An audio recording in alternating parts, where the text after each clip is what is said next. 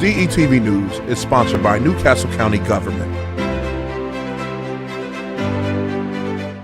Affordable housing gets a huge boost in Newcastle County this week.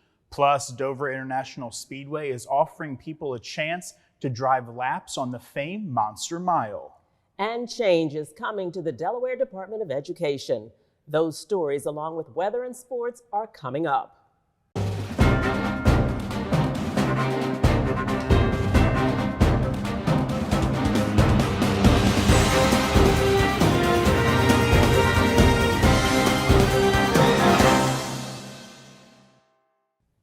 Hello and welcome to DETV News. I'm Lauren Wilson. And I'm Matt Ford. Thanks for joining us today. Topping our news today, a whopping $55 million has been earmarked for affordable housing in Newcastle County. On Monday, leaders gathered at a redevelopment project on Wilmington's east side to announce $26.4 million in Federal American Rescue Act funds to complete work in 2 years. It was expected to take 20.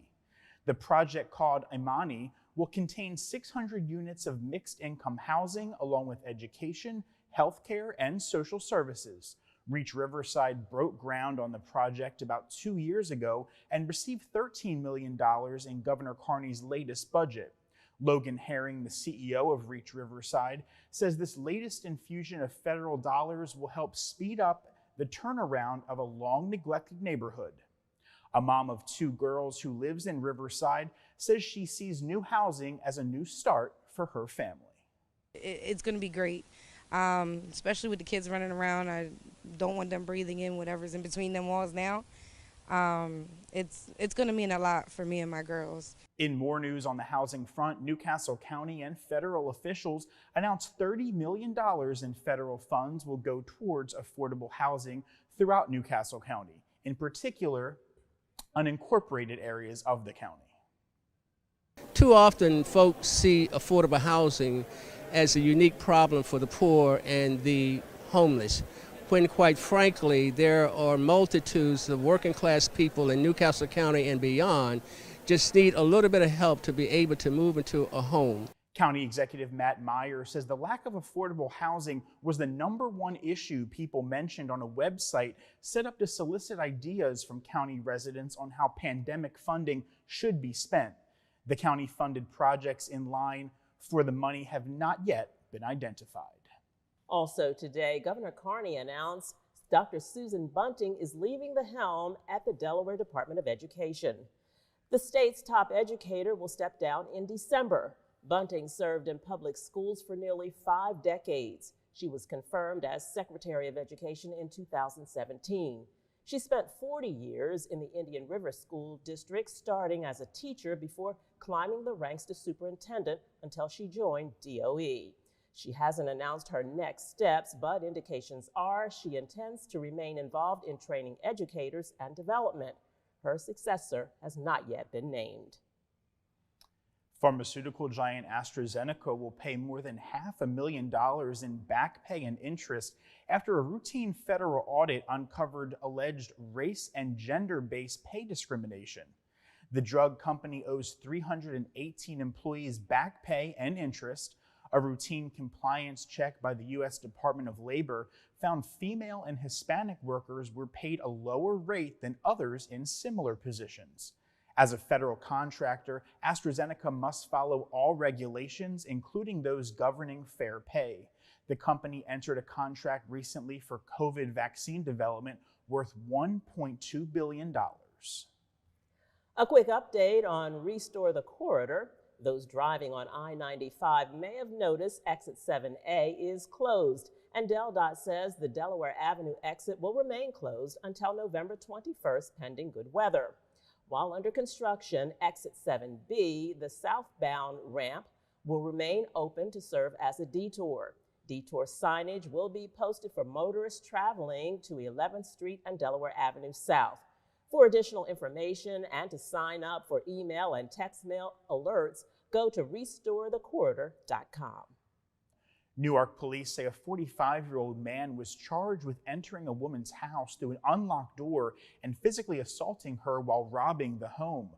According to police, Peter Schiavo entered the woman's home in the 300 block of Linney Lane around 9:30 Monday morning and pulled the victim out of the chair while allegedly trying to strangle her.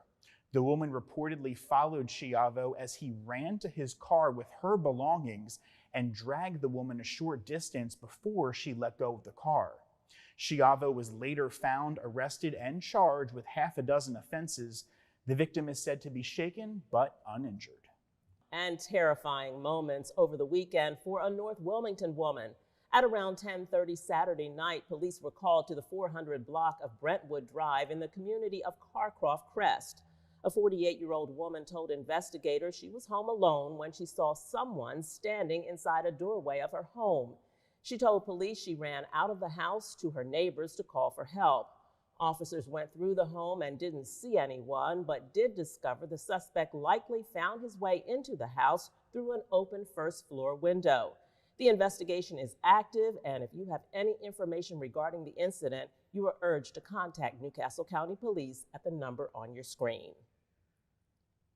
A 73-year-old man sitting in his car at a Claymont supermarket was carjacked last weekend. That's according to Delaware State Police. The man was alone in his gray 2020 Hyundai Sonata shortly after 9:30 at night in the Food Lion parking lot on Philadelphia Pike when the suspect opened the driver's side door to the car and demanded his keys. Police say when he refused and fought back, the suspect attacked him. Investigators say the victim was overwhelmed when two other men entered his car from the passenger side and pulled him out of the car. Police say 3 men drove away in the car. It was found the following day. The man suffered minor injuries and did not want medical attention at the scene. Anyone with information is urged to call State Police. The Indian River School District Board of Education violated the open meetings law over the summer when it held 2 votes on masks, the Attorney General's office ruled. In August, the board voted no confidence in Governor Carney over his mandate requiring all students wear masks to school. A second vote was passed to send a petition to the Secretary of Education urging the mask mandate be reconsidered. Attorneys for the Department of Justice found Indian River did not give proper notice to the community. The district argued they met standards of the law because the votes followed a discussion of a related item on the agenda. But the DOJ ruled that agenda item was too vague. It's not clear if the school district will face any penalties as a result of the violation. A check from Highmark Blue Cross Blue Shield Delaware may be on its way to you, and it may be for a lot of money. Insurance Commissioner Trinidad Navarro says Highmark is rebating $12.1 million to Delaware residents and those who buy small group insurance. Over 20,000 people will split more than $8.4 million. That's an average rebate of about $400. The rebates exist because of a requirement for insurers to spend at least 80% of the premiums on healthcare services of policyholders. Navarro said the rebates are calculated on a 3-year average, but policyholders decreased and delayed the use of healthcare throughout the pandemic, and that's why the rebates may be coming your way. A 36-year-old school bus driver for the Newark Charter School allegedly fell asleep behind the wheel with a bus full of children on Monday, hitting 3 parked cars. Police say the driver, who was not identified, fell asleep as he was pulling into the school parking lot shortly before 9 a.m. on Monday. Reports indicate the driver was not speeding or impaired, and none of the 37 elementary and middle school students aboard required hospital treatment, but a school nurse did tend to 18 of the students at the scene. Charges are pending against the driver, who was uninjured in the crash. We're going to take a quick break for a look at the weekend weather forecast. You're watching DETV News. Stay with us. As soon as I got here, I just felt the warm embrace of the community, man. Like what y'all got going on is wonderful. And no wonder y'all called the work group, because y'all putting that work in. For real, seriously, y'all getting the work done. We are committed to creating the best Riverside we can with the community, for the community.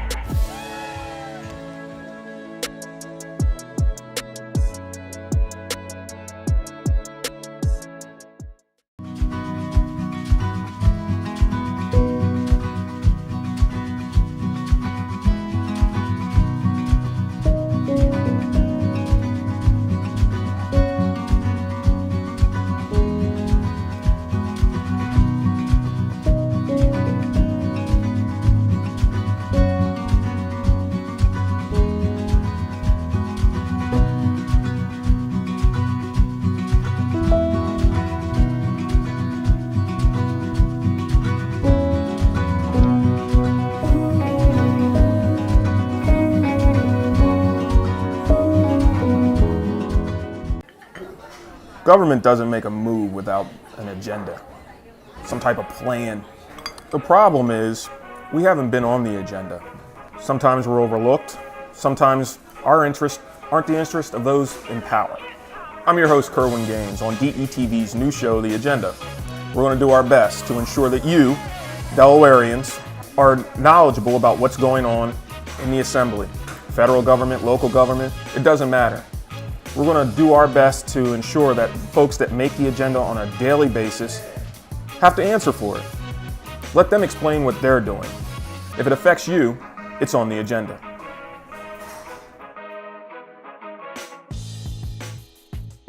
After a 30-year career with the Newcastle County Police Department, Vaughn Bond Jr., the department's chief of police, retired. With tears in his eyes, Bond left the police headquarters in what is called a walkout ceremony last week.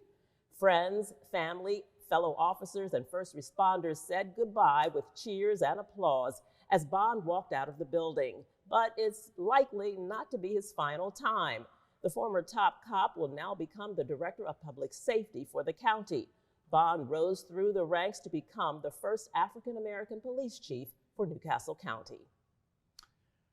DART will be putting 6 more electric buses on the streets. That will bring the public transit's fleet of electronic buses to a total of 26. The eco-friendly buses were made possible thanks to a $3.5 million grant from the Federal Transportation Authority. The additional electric buses make up 10% of DART's entire fleet. Students gathered outside of schools throughout the region Wednesday to celebrate 100 years of school safety patrols. Current and past safety patrollers attended ceremonies at the Lulu M. Ross Elementary School in Milford to raise flags and hear from students who have served as safety patrollers. The first ever fall festival hosted by Wilmington Flower Market has been called off. Organizers planned a mini fall festival featuring mums, pumpkins, and other fall-related themes. The event was scheduled to take place on October 14th and 15th, but the sudden death of the organizer's co-chair, along with the pandemic, forced the cancellation. Fans of the flower market will recall the pandemic also forced the cancellation of last spring's centennial celebration.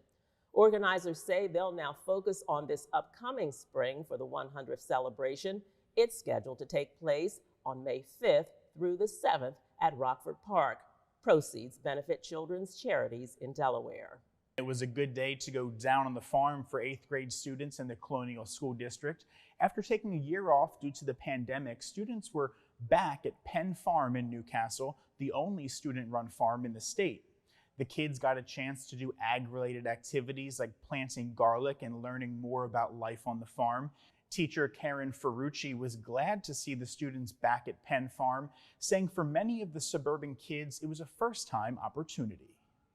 We really like to give the kids the full farm experience. And you're correct. Some of them have never touched an animal or even seen one of these animals up close. But they've also never stepped foot on a farm, and they've never planted anything in the soil or grown their own items. So these kids today here will be planting lettuce and garlic that will be utilized inside in meals that they'll be eating throughout the school year.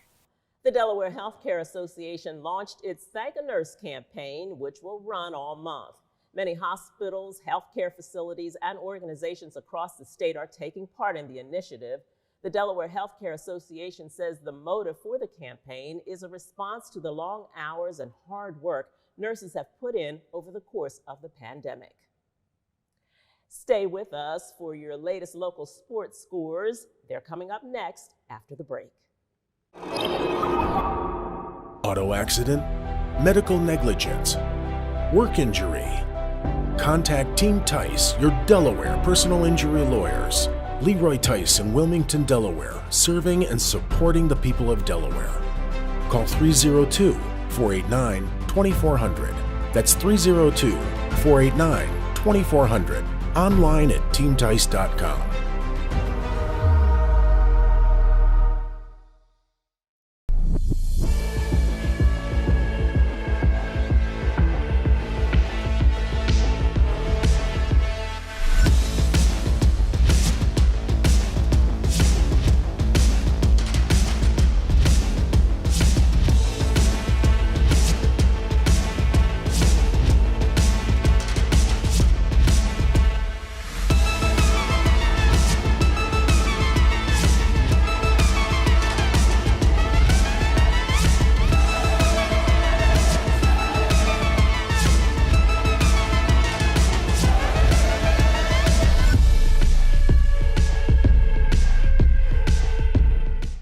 The Delaware International Speedway is offering up an extra incentive for vaccinations. The Race to End COVID is scheduled for next weekend, October 16th and 17th. Anyone 16 and older who gets vaccinated at the track on those dates has the chance to drive their own car or truck on the famous 1-mile track known as the Monster Mile with pre-registration. Up to 800 drivers with valid driver's licenses and their passengers will take 2 laps behind the track's pace car. The drive includes making the 24-degree turns on the speedway, and free vaccinations will be available to thousands of people during this event, as well as free testing. The first 250 people to register to be vaccinated with or without driving the track will receive 2 tickets to the NASCAR Xfinity Series race at Dover's International Speedway on Saturday, April 30th of next year. For more information and to pre-register, visit racetoendcovid.org. October marks the start of flu season, and given the state's ongoing fight against COVID-19, the Delaware Division of Public Health believes it's more important than ever for Delawareans to protect themselves and their loved ones by getting the flu shot as soon as possible. Children younger than 5, older adults, pregnant women, and those who have chronic underlying medical conditions are the most at risk. DPH Director Dr. Carol Rattay says because of the number of flu cases dropped last year, many people think the flu has disappeared. But she says the flu is still a major health threat because it's highly contagious and can be deadly. DPH also wants to remind people that the flu vaccine can be administered at the same time as the COVID-19 vaccine. While DPH no longer holds mass community flu clinics, it will offer flu vaccines at community-based locations where staff are giving COVID-19 vaccines. For more information about where to get vaccinated, visit flu.delaware.gov or call the number on your screen. Some animals from hurricane-ravaged Louisiana got some forever homes thanks to the Brandywine SPCA and an organization called Wings of Rescue. On Saturday, 90 dogs and cats from Louisiana were delivered to Georgetown, Delaware, and then on to Coatesville, Pennsylvania. It's the second rescue flight made from the state to our region. The animals were available for adoption the next day, and fees were waived on what was the 100th flight by Wings of Rescue. Not only is it a great life-saving day, this is our 100th flight with Wings of Rescue over the course of 4 years. A 2-digit Delaware tag sold for just over $280,000 at auction at Rehoboth Beach over the weekend. Emmett Auction sold the tag number 37 to an anonymous buyer. It once belonged to the former chair of the Delaware Realtors Association for Northern Newcastle County. The tag came short of the $410,000 that the number 20 tag brought in about 3 years ago. Delaware is, well, unique when it comes to its affinity for low-digit black vehicle tags. It seems they've become a status symbol for many people in the first state. And a HOCKESSIN staple announced it will be closing its doors at the end of the year, December 15th to be exact. That's because the owners are moving to California. The bookshelf, which opened in 2002, is known for bringing authors and readings as well as events to the area. Loyal customers expressed bittersweet messages on social media, wishing owners the best. A new buyer has not been found, but the owners hope someone will reach out to fill the void for local book lovers.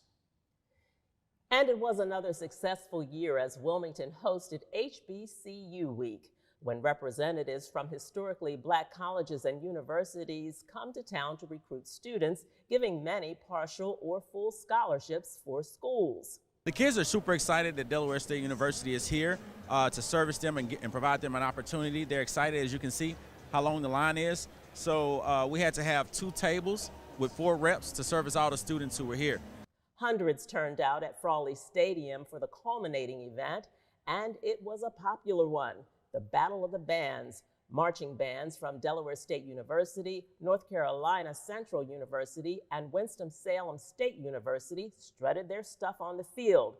There were no winners or losers. The entire event was to celebrate a beloved halftime tradition for HBCUs, and the crowds enjoyed every minute of it.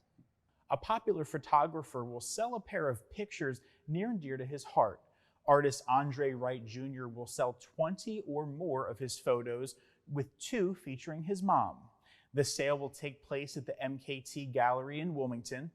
The show, Wright's first in nearly 14 years, is called Hero and contains photos of many celebrities. The top photographer for Wizard World Comic Con took them during an 18-city tour he recently completed. Wright lost his mother in July, and the show is dedicated to her. Recently, I just lost my mother in melanoma cancer. So being that I did that happened, I just wanted to make a tribute out to her. And being that the show's called Heroes, she's my #1 hero. This is all a tribute to my mom. The stark portraits of the Marvel DC comics were taken in color, transferred to black and white, and given a black matte finish for the background. Wright is hosting a public opening on Friday, October 8th from 5 to 9 p.m. The show runs through the end of the month. And a COVID-delayed awards ceremony was held last night in Wilmington. The annual Catholic Charities Tribute Dinner honored Bishop W. Francis MALOOLY and Michael J. HARE. MALOOLY spent 13 years as Bishop of Wilmington. Michael HARE was named Man of the Year in 2020, so he also received his award on Wednesday. Executive Vice President for Development at the Buccini Polling Group, HARE serves on the Pastoral Council and on the Vocation Admissions Board for the Diocese of Wilmington. He also serves on many other boards as well. And finally today, a special guest recently paid a visit to Wilmington's public library. Anna Navarro, a CNN political analyst and one of the hosts of The View, drew quite an audience. She spoke about politics, the Hispanic vote, Hispanic and Latin American issues, as well as women in politics. Of course, she couldn't skip one of the most talked about moments in recent talk show history. That's when she received a positive COVID test result live on TV and was pulled from the show. The test was later proved to be false positive. Anna tweeted, "Glad to be in Wilmington, Delaware tonight. After 18 months of Zooms, it's great to speak to fully vaccinated real humans." We hope Anna will come back to visit Wilmington real soon. I wish I got a chance to see her. I heard she was excellent. Yes, I understand it was popular, and she's great on The View. That's good. Yes, I agree. That's our report for this week. Thanks for watching. Be sure to stay well, and we'll see you next time.